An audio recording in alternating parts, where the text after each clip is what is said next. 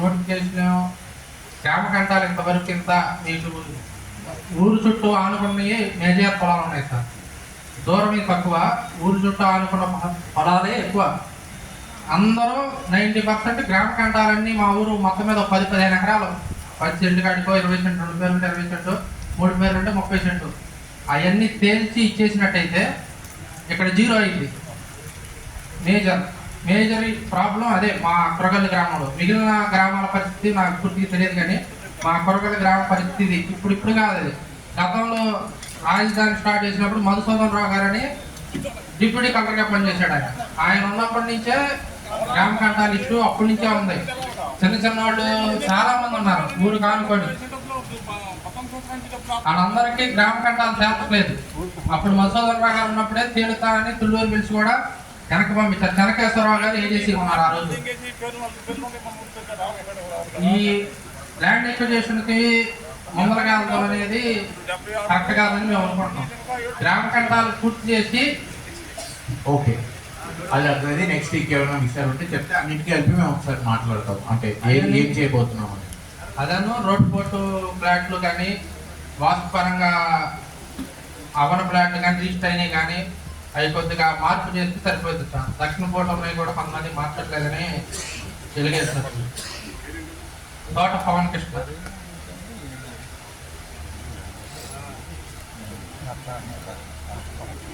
అదను మాది ఒక పర్సనల్ 128A/Bలో మాకు 10 ఎగ్జామ్స్ ఇచ్చారు. దానికి అది గీత NIT దర్శనంలో బాగుంటుంది. కొద్దిగా అది కొద్దిగా NSPలో గట్టి మాట్లాడాలి, పాయింట్ ప్రకారం మాట్లాడతాను.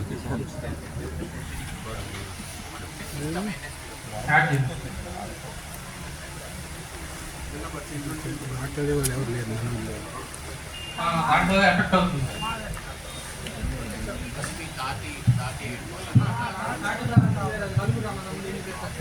మాది 13 రోడ్లు తోట రమేష్.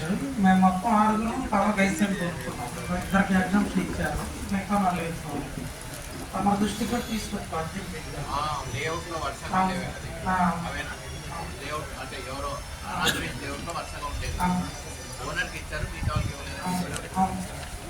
దృష్టిలో కూడా పెట్టాము, అర్జీలు కూడా ఇస్తాము. ఓకే, వీళ్ళ అప్లికేషన్ ఈరోజు కమిటీకి పెట్టున్నారు కదా, మరి మంచిది. ఓకే, జేసీ గారు వచ్చి చూస్తారు, పరిస్థితిని బట్టి వాళ్ళు నిర్ణయం తీసుకుంటారు. Okay,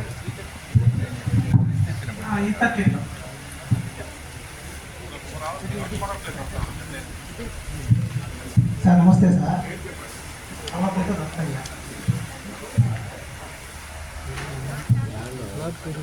sir? Survey number 58/1. మా నాన్నగారి పేరు పల్లబోత వెంకటయ్య. మా నాన్నగారు చనిపోయారు. ఆయన పేరు ఉన్న భూమి మేము ఎప్పుడు 2017లో రిజిస్టర్ చేసుకున్నాం. 14 నోటీస్ మా నాన్నగారు పేరే ఇస్తున్నారు. రిజిస్టర్ మా పేరే ఉంది. 59/E R1 జోన్కి ఆనుకొని ఉండిద్ది. మీరు చూసినా అంతే ఉంది. మా గ్రామ కింద మా ముగ్గురికి 3% వస్తే మేము పూలింగ్ ఇస్తాం. ఎంత ఉంది భూమి మొత్తంగా మీకు? ఎకరం 56 సెంట్లు. దాంట్లో 30 సెంట్లు మీరు 3 పేర్ల మీద అడుగుతున్నారు. అంటే అందులో మన్నాయి 4 సెంట్లు అమ్ముకున్నాం. కట్టి మీద మా నాన్నగారి పేరే ఉంది. అయితే మేము ముగ్గురు చేర్చుకున్నాం 2017లో. మా పేరు ఈసీలో వస్తాం. అయితే మీ పద్దాక మా నాన్నగారి పేరు ఎకరా 16లో 30 సెంట్లు ఇస్తే మిగతాది కూలింగ్ ఇస్తారని మీరు అంటున్నారు. అవును సార్, మీరు తీసుకున్నాం. అంటే భూమి మీద ఏం చేస్తున్నారు ఇప్పుడు? ప్రస్తుతానికి మేము గేదెలు మామూలు ఉండేది సార్. ఆ రోజు కూడా అవే ఉన్నాయా? ఏ రోజు సార్? 2014 సమయానికి కూడా అప్పుడు లేవు సార్. అంటే కరెక్టే. మరి అనుకుంటే ఇప్పుడు నేనేమంటున్నా అంటే మనందరి అవగాహన ఒక రకంగా ఉంది, చట్టం ఒక రకంగా మాట్లాడుతుంది. సరే, ఇప్పుడు కమిటీ చూస్తారు. నేను మీకు చెప్పదలుచుకున్న విషయం ఏంటంటే భూమి స్వభావం అది అప్పుడు ఆ రోజు 100 మీటర్లు, 200 మీటర్లు, 500 మీటర్లు ఏమైనా చెప్పుండొచ్చు. బట్ చెప్పారు 500 మీటర్లు ఏ ఊర్లో ఇచ్చారా? ఇస్తే ఇంకా రాజధానిలో ఏం మిగలదు. ఎందుకంటే ప్రతి ఊరికి 500 మీటర్లు అంటే అదే ఒక 30,000. అంటే నేనేమంటున్నానంటే ఆ రోజు నిర్ణయం తీసుకున్న ఏంటంటే భూ స్వభావాన్ని బట్టి మీరు వ్యవసాయేతర కారణాలకి వాడితే ఇస్తామని. ఎనీవే మీరు ఇప్పుడు మేము వాడుకుంటున్నాము, ఆ రోజు ఏం చేశారనేది జేసీ గారు చూసి నిర్ణయం తీసుకుంటారు. మీ ఇష్టం. అంటే స్వయంగా మంత్రి నారాయణ గారు ఇస్తామన్నారు. పైగా ఆయన పొలంలోకి వచ్చి చెప్పారు ఇది ఊరు ఆనుకొని ఉంది, ఆనుకున్నది కాబట్టి మీకు బాబు ఇస్తామయ్యా. సర్వేర్ ఇప్పుడు వీరు అప్లికేషన్ పెట్టారు, రిజెక్ట్ అయిందా లేకపోతే అసలు అప్లికేషన్ 9 to వెళ్ళలేదా? ఎవరైనా చెప్పగలరా? సర్వేర్ అసలు అప్లికేషనే పెట్టలేదా ఎగ్జామ్షన్కి?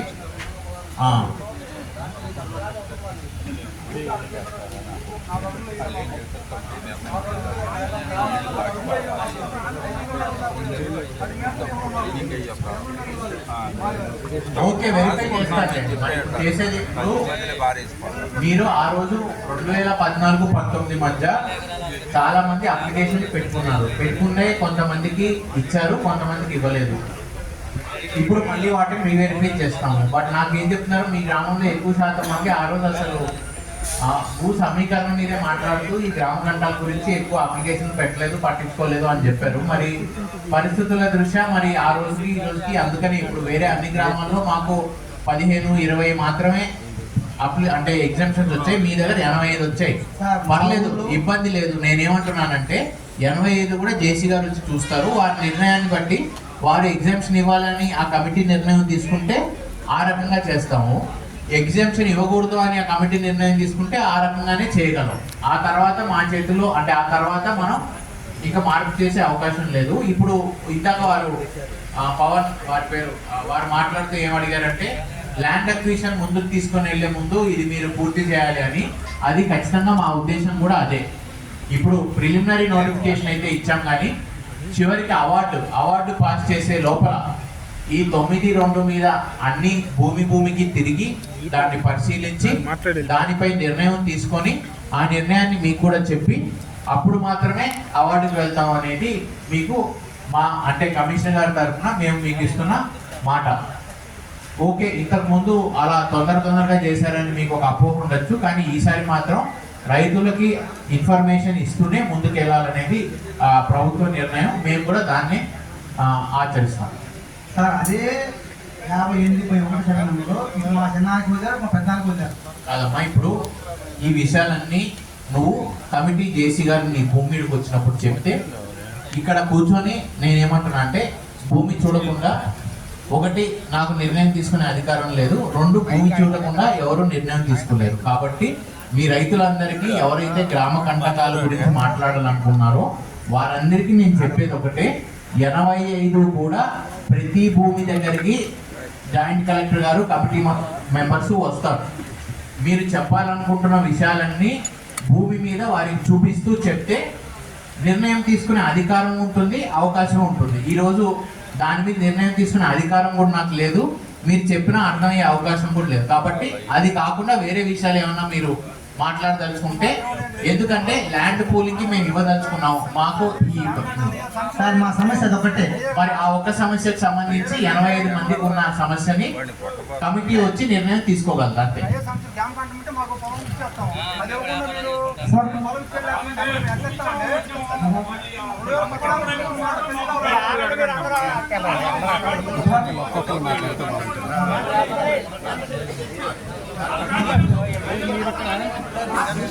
నాకు విషయం తెలుసు కాబట్టి నేను మొదట ఏం చెప్పానంటే ఒకరి తర్వాత ఒకరు మాట్లాడితే నేను వారితో సంభాషించే అవకాశం ఉంటుంది. సార్ అందరికీ ముందుగా నమస్కారాలు.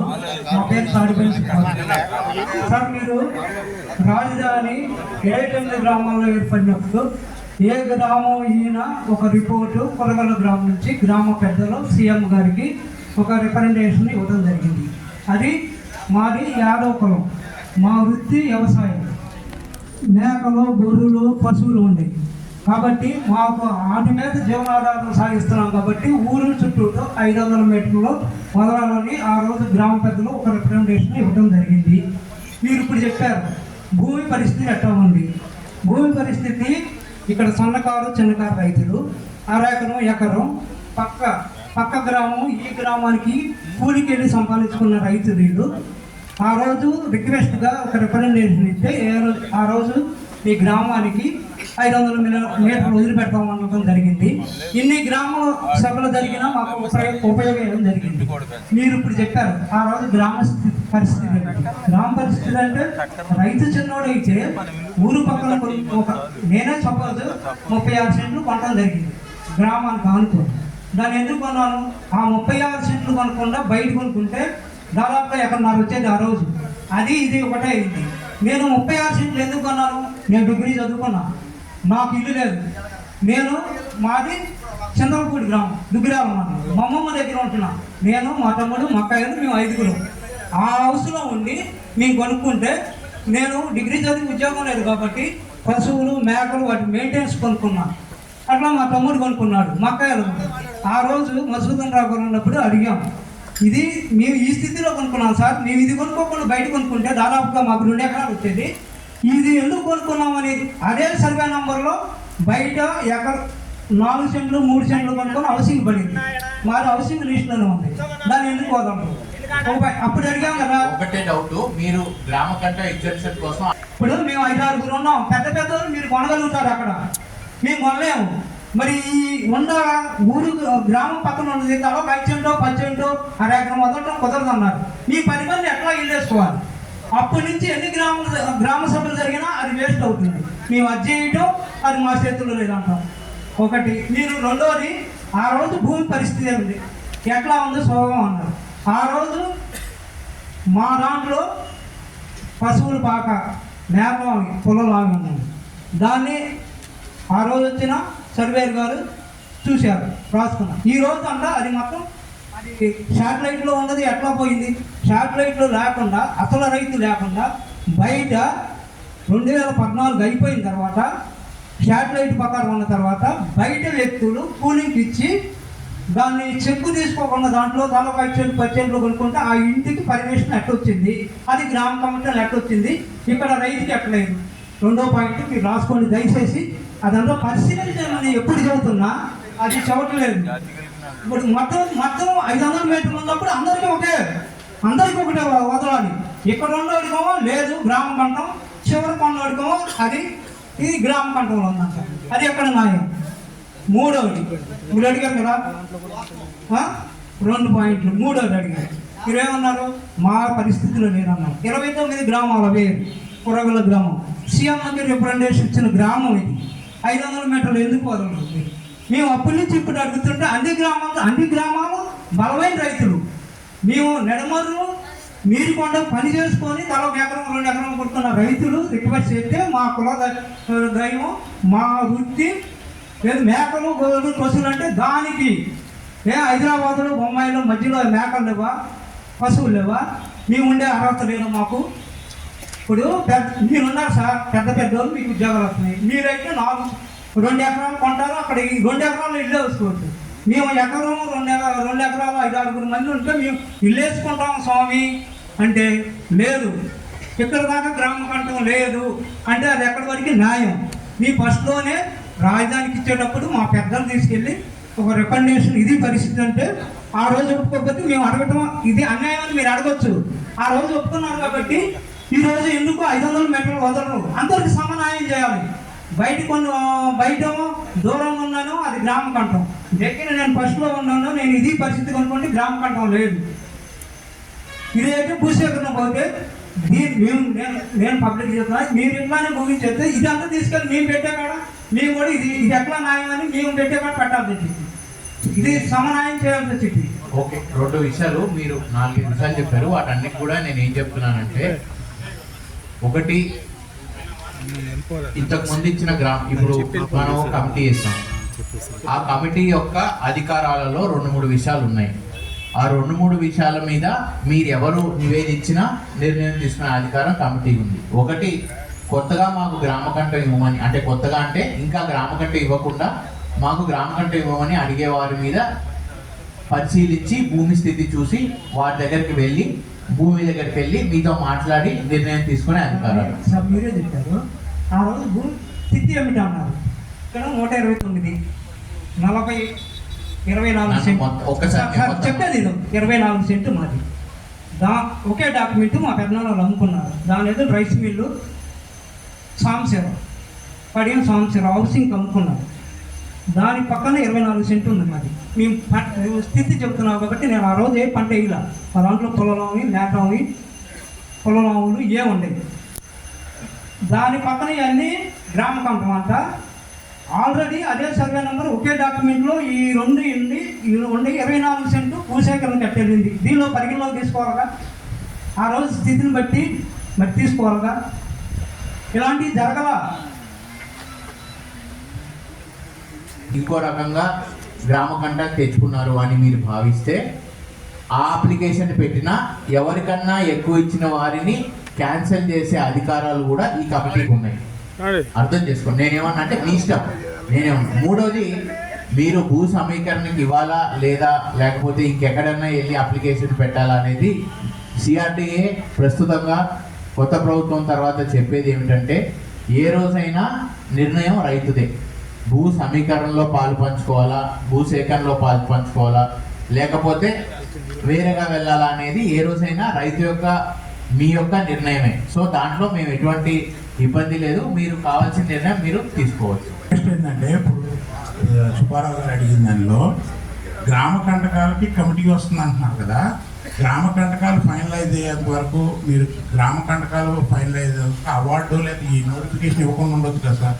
12 సంవత్సరాల నుంచి అట్లాగే పెట్టారు కదా, గ్రామ కంటకాలు ఫైనలైజ్ చేయలేదు కదా సార్.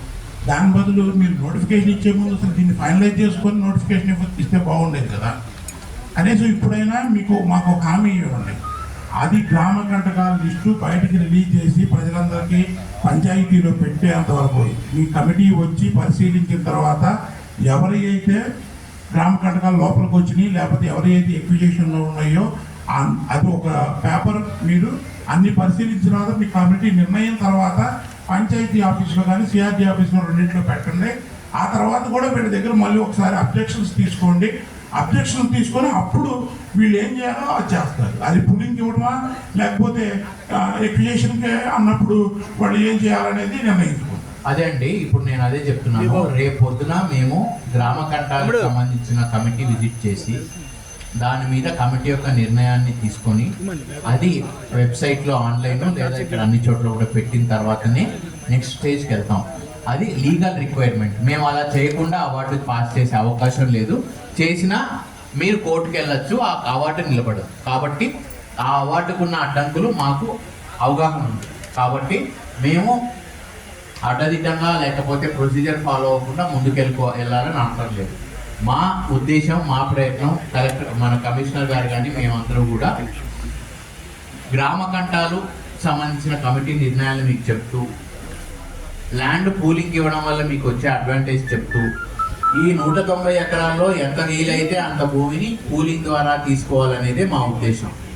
ఈ 190 ఎకరాల్లో కాని పరిస్థితుల్లో 90 ఎకరాలు ఏదైతే రోడ్ల కోసం ఉందో అది మాత్రమే. ఇప్పుడు మేము 190 ఎకరాలకి ప్రిలిమినరీ నోటిఫికేషన్ ల్యాండ్ భూసేకరణకు వెళ్ళుండొచ్చు, కానీ వెళ్ళాలనేది మా ఉద్దేశం కాదు.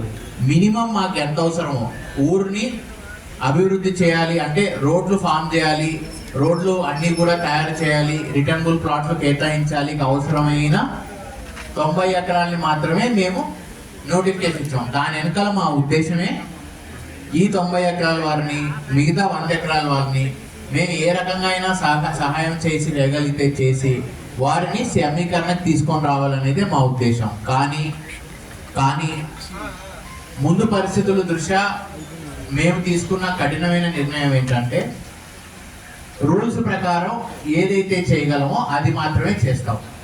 మీలో చాలా మంది మేము వేరే గ్రామాలకు వెళ్ళినప్పుడు కూడా ఏం చెప్తున్నారంటే, ఆ రోజు మాకు నోటి మాటగా ఇది చెప్పారు, నోటి మాటగా అది చెప్పారు, అది ఇస్తామని చెప్పారు, అవి ఇవ్వగలమని చెప్పారు, ఇది వదిలేస్తామని చెప్పారు. తర్వాత దాని మీద మాకు ఆశ అంటే మాకేమో అది చేస్తారని మేము అనుకున్నాము, మీరేమో చేయలేదు. దానివల్ల సిఆర్టీకి రైతుల మధ్య అనేక రకమైన గ్యాప్లు వచ్చాయని. సో మేము ఈరోజు కూడా నేను అందుకే ఏం చెప్పానంటే, కమిటీ వస్తుంది, కానీ కమిటీ మీకు 5 ఎకరాలు ఉన్నాయండి, 50 సెంట్లు ఉన్నాయండి, 10 ఎకరాలు ఉన్నాయండి, 20 ఎకరాలు ఉన్నాయండి. గ్రామ కట్టంలో ఏదో చేస్తే మీరు భూమిస్తారనే ఉద్దేశంతో కానీ లేకపోతే అక్కడ చేస్తే అటువంటి నిర్ణయాలు కమిటీ తీసుకోకూడదు అనేదే నిర్ణయం. కేవలం భూమి యొక్క అక్కడ ఉన్న పరిస్థితుల్ని బట్టి మాత్రమే కమిటీ నిర్ణయం తీసుకుంటుంది. ఆ తర్వాత మీకు 50 సెంట్లు ఉన్నివ్వండి, 2 ఎకరాలు ఉన్నివ్వండి, 10 ఎకరాలు ఉండండి, మీరు పూలింగ్ ఇస్తారా లేదా అనేది నేను ఇందాక చెప్పినట్టుగా చివరికి మీ నిర్ణయం. కాబట్టి ఇబ్బంది ఏం లేదు. భూమికి వచ్చి చూస్తారు, చూసి నిర్ణయం తీసుకుంటారు. దాన్ని బట్టి మీరు కూడా నిర్ణయం తీసుకోవచ్చు. ఓకే సార్, ఇప్పుడు మేము మా గ్రామం ఫస్ట్ నుంచి కోరింది కాబట్టి సిఆర్డీఏ 500 మీటర్లన్నా కనీసం ఈ గ్రామానికి వదిలిపెట్టి మీ సాల్వ్ మాకు సాల్వ్ అయితే మీకు సహకరిస్తాం కదా. ఒక్క మాట బ్రదర్, ఒక్క మాట చెప్పండి. అటువంటి అదే నేను మీకు చెప్తున్నాను, ఆ రోజు మనందరికీ ఒక అవగాహన రావాలి అనే ఉద్దేశంతో ఏదైనా మీటింగ్ లో చెప్పుండొచ్చు. కానీ సర్క్యులర్ 1, సర్క్యులర్ 2 అని కొన్ని గైడ్ లైన్స్ ఉన్నాయి. ఆ గైడ్ లైన్స్ ప్రకారం ప్యాకేజీలు కూడా ఇక్కడ మళ్ళీ తోటలో అయి ఉన్నా కూడా మనకు రాకుండా ఎవరైతే ఉన్నారో వాళ్ళకి వచ్చింది దానికి కూడా నష్టపోయి ఉన్నాం. దయచేసి మీరు అర్థం చేసుకుంటే బాగుంటుంది. హలో, అంటే మేము విజయవాడ పైన ఒకసారి అధికారులు పెట్టాము. మేము మా 1950 గంటలు కావాలి, పక్కన ట్రాన్స్పోర్ట్ ఇచ్చారు, మా పొలంలో ఉన్న ఆ పొలం ఇచ్చారు, మా పొలం ఇవ్వలేదని నారాయణ కలుద్దామంటే 4 సార్లు దిగాము విజయవాడ తీసుకుంటే. అంటే అదే అండి, మల్లికాట్లకి తిరుపతి పౌరులు మల్లికాట్రావు మరి పొలాలు అమ్ముకోనేమి సొసైటీలు వేసుకున్నాం సార్. అందరికీ 78 మంది పేర్లు మొత్తం లేపారు, డబ్బులు మొత్తం లేపారు. ఈ ఊళ్ళో 4 పేర్లు ఉండేనా, 4 పేర్లు ఎవరి పేర్లు ఏంటంటే పేర్లు పెట్టమంటే లోకేష్ గారికి పోయాం మేము. 3 వారాలు మీ డబ్బులు మొత్తం కట్టిస్తానని అన్నాడు. అంటే సరేనని పాపం తిరువజంగా బోర్లు ఏడుస్తారు సార్. 78 మంది వాళ్ళు వీళ్ళు అసలు 11 కోట్లు సార్. భలే ఇబ్బంది పడి అలాంటి రోడ్డు పడి కాదండి, ఒక్క నిమిషం. మీరు 1450 గజాలు అనేది వేరేది, ఈ సొసైటీ విషయం ఏంటి నాకు అర్థం కావట్లేదు. మొత్తం చెప్పేవాడిని గారు మన ఊళ్ళో నలుగురున్నారన్న పేరు పెట్టి అర్థం కాలేదు. మీరు నాకు విషయం అర్థం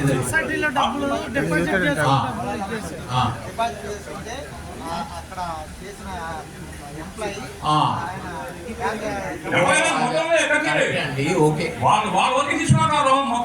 నాకు అర్థమైంది. మీ డబ్బులు సొసైటీలో చేస్తే దాన్ని ఎవరో చిల్లపల్లాలు చేశారని మరి క్రిమినల్ కేసు పెట్టారా? ఏ సంవత్సరంలో జరిగింది? ఇప్పుడు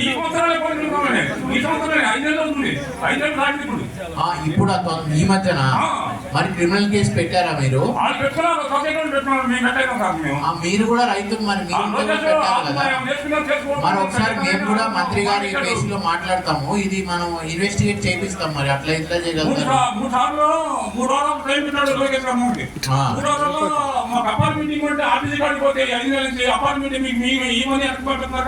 మేము కూడా ఒకసారి మాట్లాడతాము. అంటే ఇది సిఆర్డీఏకి మనం అంటే పూర్తిగా సిఆర్డీఏ పరిధిలో ఉన్న విషయం కాదు కదా. ఇప్పుడు బ్యాంకులో డబ్బులు పోయాయంటే అది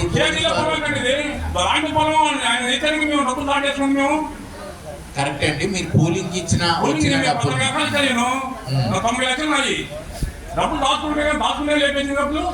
మాట్లాడతా, పోలీసు వాళ్ళతో మాట్లాడి ఎందుకు ఎవరు ఎక్కడ తీసుకొని వెళ్ళారు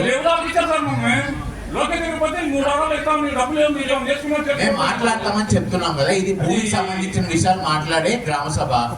మీ డబ్బుల గురించి మాట్లాడితే మీరు మాట్లాడింది నోట్ చేసుకుంటాం, అంతేగాని అది విషయం కాదు కదా. భూమికి సంబంధించిన విషయాలు ఉంటే చెప్పండి వేరే వాళ్ళు. సార్ నా పేరు నవీన్ రెడ్డి అండి, మా అమ్మగారి పేరు శివకుమారి. అయితే మేము ల్యాండ్ పూలింగ్ ఇవ్వలేదు సార్, మేము కోల్కాట సాగు చేస్తున్నాం దాంట్లో. అయితే అక్కడ లారీలు పొలాల్లో చనిపోయి గుంట్లో పడి కోల్కాట చనిపోయింది. తర్వాత ఆ భూమిలో రోడ్డు పని చేసేవాళ్ళు 100 ట్రక్కులు మట్టి దూరారు. అప్పటికి మేము విత్తనాలు కూడా వేసినాం. మా సర్వేయర్ గారికి డిప్యూటీ కలెక్టర్ గారికి చెప్పాము, వాళ్ళు కూడా చూశారు, వాళ్ళ చేత తీపిస్తామన్నారు. కానీ ఆ కాంట్రాక్టర్ తీపిలేదు. గత సంవత్సరం నుంచి వ్యవసాయం చేయట్లేదు. ఆ భూమిలో ఇప్పుడు కూడా 8 అడుగులు మట్టి, అంటే చెరువులోకి వెళ్ళడానికి వీల్లేదు. తర్వాత చెప్పగా కొంత భూమిని రోలింగ్ చేశారు వ్యవసాయానికి. ఆ భూమి వ్యవసాయానికి పనికి రావట్లేదండి.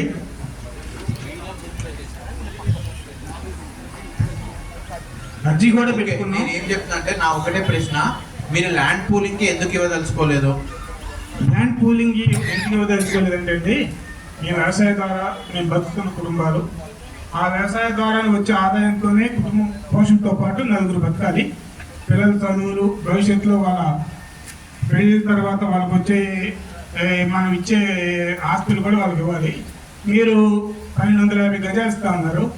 ఆ ఇచ్చిన భూమిని మేము బతకాలంటే మళ్ళీ దాంట్లో వ్యవసాయం చేసుకున్నా కుదరదు. ఎందుకంటే అంతా ప్లాట్లు వేశారు కాబట్టి వాటర్ రాదు కాబట్టి మాకు వచ్చింది వ్యవసాయం చేయటం మాత్రం చిన్నప్పటి నుంచి. ఆ వ్యవసాయ భూమి మేము ప్లాట్లు వేసుకొని అమ్మితే బతుకు తెరువు కోసం రూపాయి అయిపోతూ ఉంటుంది. ఎప్పటి నుంచో వ్యవసాయం చేస్తూ ఉన్నాం మేము. ఉన్న కొద్ది భూమిని కూడా మీకు ఇవ్వగలిగితే ఆ 1250 గుడాలతో మా కుటుంబాలు ఎలా పోషణ అవుతాయి కూడా మీరు కూడా చెప్పండి. రెండవది ఏంటంటే, ఇప్పుడు మేము ల్యాండ్ పూలింగ్ ఇవ్వకుండా గతంలో కోర్టుకు కూడా వెళ్ళాం సార్.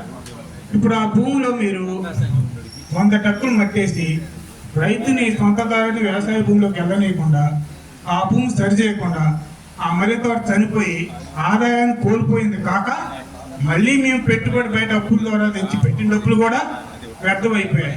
ఇప్పుడు మాకు ప్రతి సంవత్సరం కౌలు మొదలుతాటిస్తే 1,00,000 నుంచి 1,50,000 ఉంది వాటర్ సదుపాయాన్ని బట్టి.